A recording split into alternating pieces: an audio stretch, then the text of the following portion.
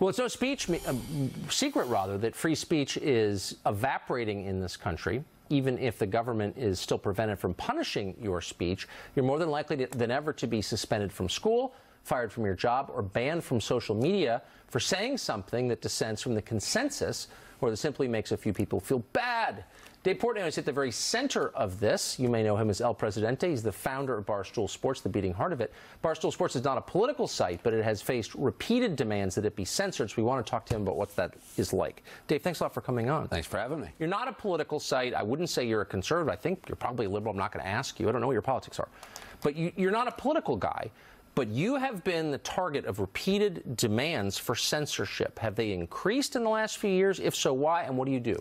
Yeah, they have increased nonstop. You know, we just keep trying to be us. Now, we've grown. We're probably over 100 people now in the company. And there's differing views because the more I talk, the more I tell the truth, the more people may come at us from different angles. But my philosophy and how I started the company is I will just always tell it as I see it. I won't be dictated to by outside forces, but it's definitely increased. It's definitely been a major increase in the last 2 years on how people attack us, basically.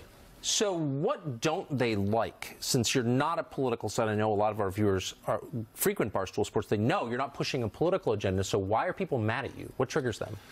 It's tough to say. A lot of it, they view us as sexist.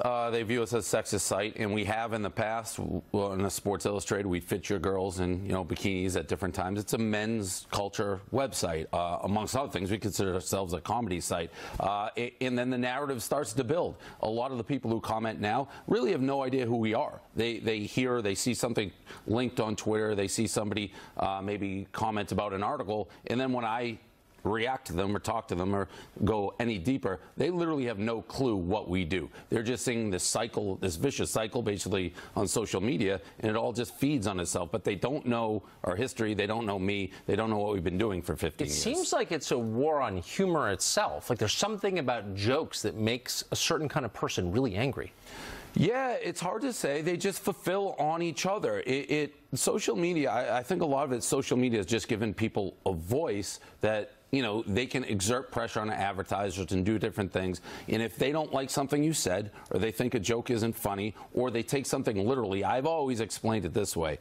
For us, it would be if somebody went to a comedy show and they didn't have a ticket, they didn't know who the comedian was, they walked into the room, they heard a joke, then they walked out in the street and said, hey, you'll never believe what this guy's saying, but they give no context of how the joke was told, right, where they saw it. That's what happens a lot of times with people like us, and I think a lot of people in the comedian business. So the irony, and actually the reason I want to talk to you more than any other is that you have not bowed before the online mob, begged and scraped for forgiveness. You've continued to do what you think is right, which is telling the truth, and you have thrived. Yeah, and at some level, I've benefited since I started the company, and I ran it myself with other employees, but I was at the top until 2 years ago when we sold half of it to a group of investors, a Chernin Group, who have stood behind what we did.